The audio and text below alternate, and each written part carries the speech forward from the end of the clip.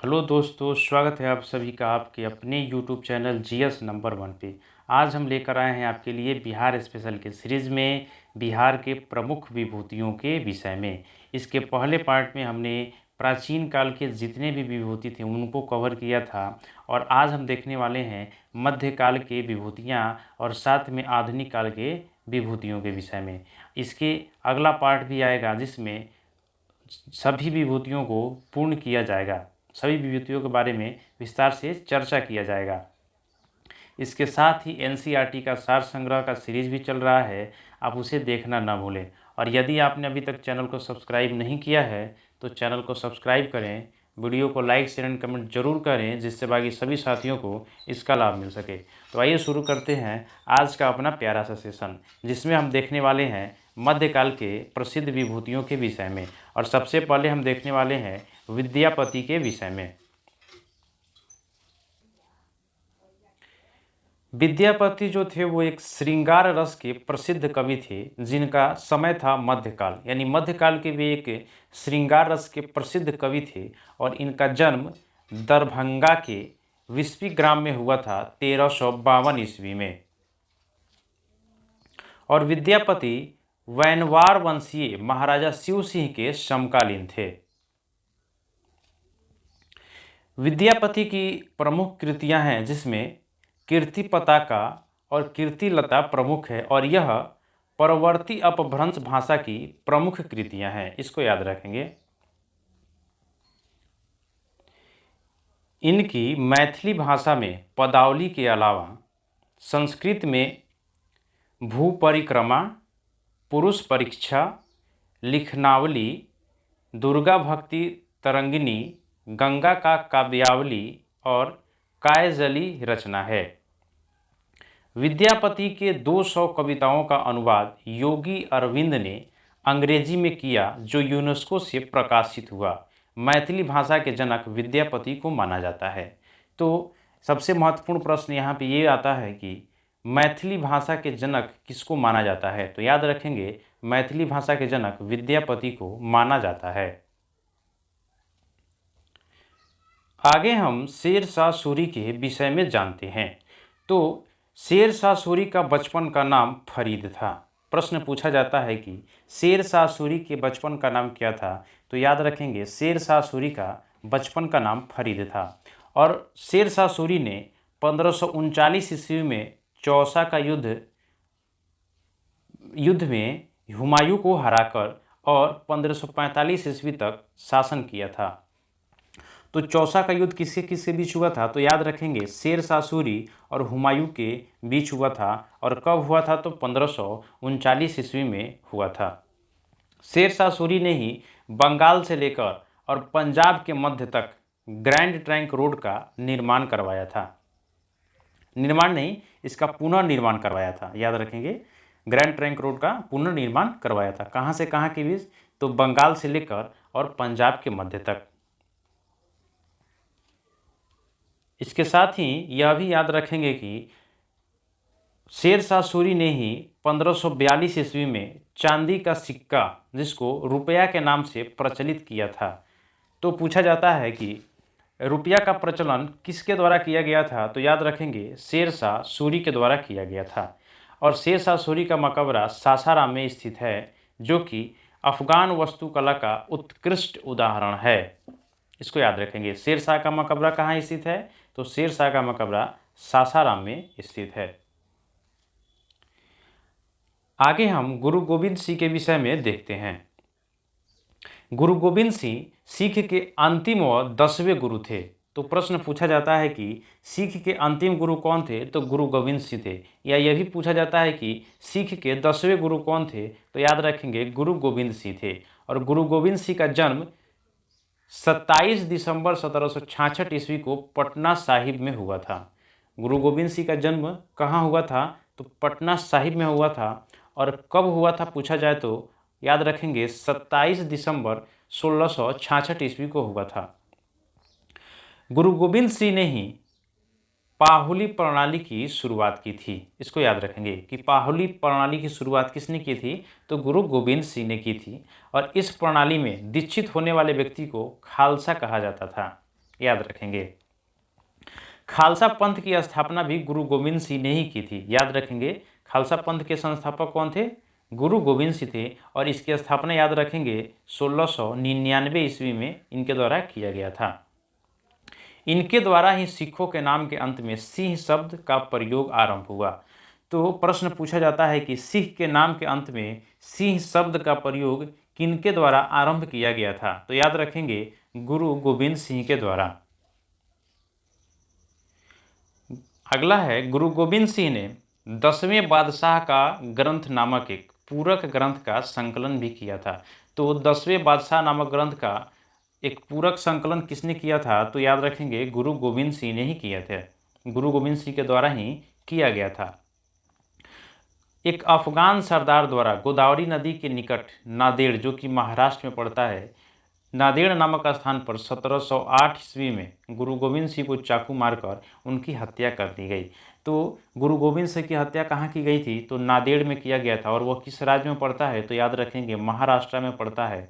और यह गोदावरी नदी के निकट पड़ता है। और इनकी हत्या किसके द्वारा किया गया था? तो एक कट्टर अफगान था जिसके द्वारा इनकी हत्या की गई थी। आगे हम शेख सरफुद्दीन याहिया मनीरी के विषय में जानते हैं। तो याद रखेंगे शेख सरफुद्दीन याहिया मनीरी, जिनका जन्म जो है 1263 ईस्वी में हुआ था, वे एक फिरदौसी सिलसिला से संबंधित थे। और ये जो है वो एक सूफी संत जिनका नाम निजामुद्दीन फिरदौसी था, उनके शिष्य थे।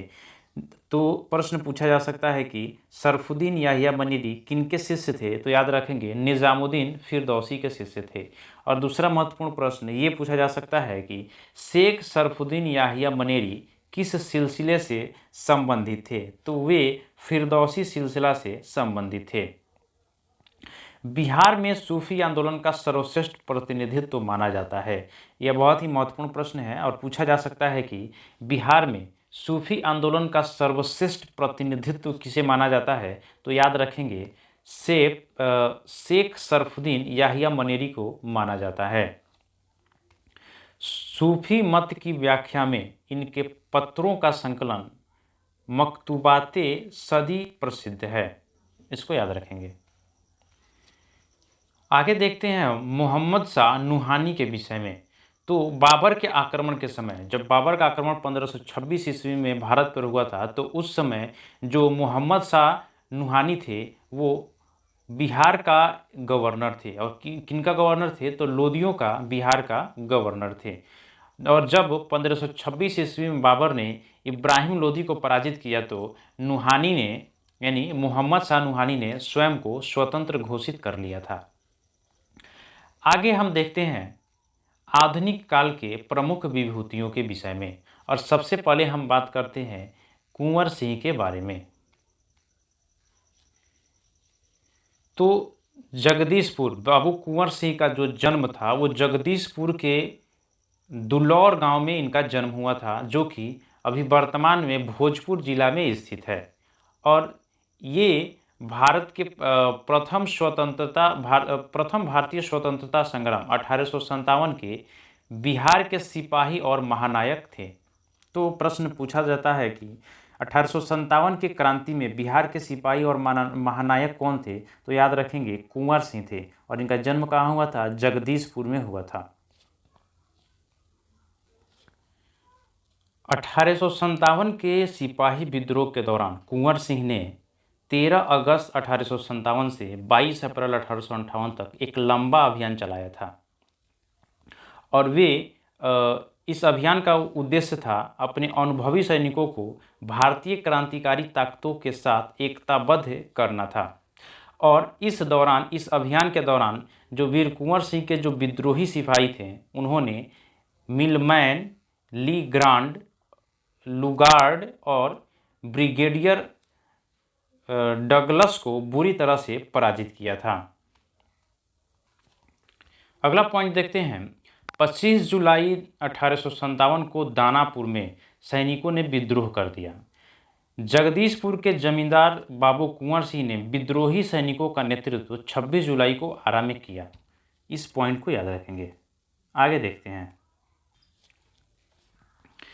इन्होंने 23 अप्रैल 1858 को जगदीशपुर के पास अंतिम लड़ाई लड़ी और कंपनी के सैनिकों को खदेड़कर जगदीशपुर के किले से अंग्रेजों का यूनियन जैक झंडा उतार दिया। इस लड़ाई में कुंवर सिंह बुरी तरह घायल होने के कारण 3 दिन बाद 26 अप्रैल 1858 को वीरगति को प्राप्त हुए। कुंवर सिंह का मृत्यु कब हुआ था? तो 26 अप्रैल 1858 ईस्वी को, याद रखेंगे। आगे हम खान बहादुर खुदाबख्श खां के विषय में जानते हैं। इनका जन्म 2 अगस्त 1882 ईस्वी को सारण जिला में हुआ था। तो याद रखेंगे कि खान बहादुर खुदाबख्श खां का जन्म कब हुआ था? तो 2 अगस्त 1842 ईस्वी को, और कहाँ हुआ था? जो तत्कालीन सारण जिला है वहीं पे हुआ था। खुदाबख्श खां जो थे वो पांडुलिपियों के प्रसिद्ध संग्रहकर्ता थे और इन्होंने पटना में खुदाबख्श लाइब्रेरी की स्थापना की। तो प्रश्न पूछा जा सकता है कि खुदाबख्श लाइब्रेरी के संस्थापक कौन थे? तो याद रखेंगे खान बहादुर खुदाबख्श खां। वर्ष 1969 ईस्वी में भारत सरकार ने खुदाबख्श लाइब्रेरी को राष्ट्रीय महत्व की संस्था घोषित कर दिया, जिसके अवैतनिक अध्यक्ष बिहार के राज्यपाल होते हैं, याद रखेंगे। आगे हम शिलभद्र याजी के बारे में जानते हैं। शिलभद्र याजी का जन्म बख्तियारपुर में 22 मार्च 1906 ईस्वी को हुआ था और बिहार में ये फॉरवर्ड ब्लॉक के नेता थे। और फॉरवर्ड ब्लॉक की स्थापना किसके द्वारा की गई थी? तो सुभाष चंद्र बोस के द्वारा की गई थी, याद रखेंगे। और बोस ने इसकी स्थापना 1 मई 1939 ईस्वी को की थी। उसके बिहार में ये नेता थे। आगे देखते हैं प्रोफेसर अब्दुल बारी के विषय में। प्रोफेसर बारी जो थे वो असहयोग आंदोलन और खिलाफत आंदोलन में काफ़ी बढ़ चढ़ कर भाग लिया था और 20 जुलाई 1937 ईस्वी को डॉक्टर श्री कृष्ण सिंह के नेतृत्व में कांग्रेस मंत्रिमंडल बनने पर प्रोफेसर अब्दुल बारी को विधानसभा का उपाध्यक्ष चुना गया था, याद रखेंगे। अगला पॉइंट है 1942 के भारत छोड़ो आंदोलन में प्रोफेसर बारी ने बढ़ चढ़कर हिस्सा लिया और 29 मार्च 1947 को प्रोफेसर बारी की हत्या कर दी गई थी। आगे हम डॉक्टर सच्चिदानंद सिन्हा के विषय में जानते हैं। डॉक्टर सच्चिदानंद सिन्हा भारतीय संविधान सभा के प्रथम अध्यक्ष थे, याद रखेंगे। भारतीय संविधान सभा के प्रथम अध्यक्ष कौन थे? तो डॉक्टर सच्चिदानंद सिन्हा थे और ये एक अस्थायी अध्यक्ष थे। इनका जन्म 10 नवंबर 1871 ईस्वी में बक्सर स्थित मुरार गांव में हुआ था। सच्चिदानंद सिन्हा प्रथम भारतीय थे जिन्हें एक प्रांत का गवर्नर और हाउस ऑफ लॉर्ड्स का सदस्य बनने का श्रेय प्राप्त मिला। ये प्रीवी काउंसिल के सदस्य भी थे। तो प्रश्न पूछा जा सकता है कि वे प्रथम भारतीय कौन थे जिन्हें एक प्रांत का गवर्नर और हाउस ऑफ लॉर्ड्स का सदस्य बनने का श्रेय मिला था? तो याद रखेंगे उनका नाम था डॉक्टर सच्चिदानंद सिन्हा। डॉक्टर सच्चिदानंद सिन्हा का पृथक बिहार के निर्माण में इन्होंने महत्वपूर्ण भूमिका भी निभाई थी और ये एक पत्रकार के रूप में विख्यात भी थे। वे बिहार एवं उड़ीसा सरकार के प्रथम भारतीय वित्त मंत्री तथा बिहार विधान परिषद के प्रथम भारतीय अध्यक्ष भी रहे थे और वे पटना विश्वविद्यालय के कुलपति भी रहे थे। सच्चिदानंद सिन्हा का देहांत 6 मार्च 1950 को पटना में हो गया था, ये याद रखेंगे।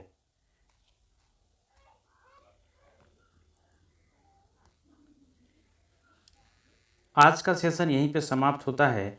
इसकी अगले सेशन में हम इसको कंटिन्यू करेंगे। आशा करते हैं कि आपको यह वीडियो अच्छा लगा होगा। वीडियो को लाइक शेयर एंड कमेंट जरूर करें। Thank you.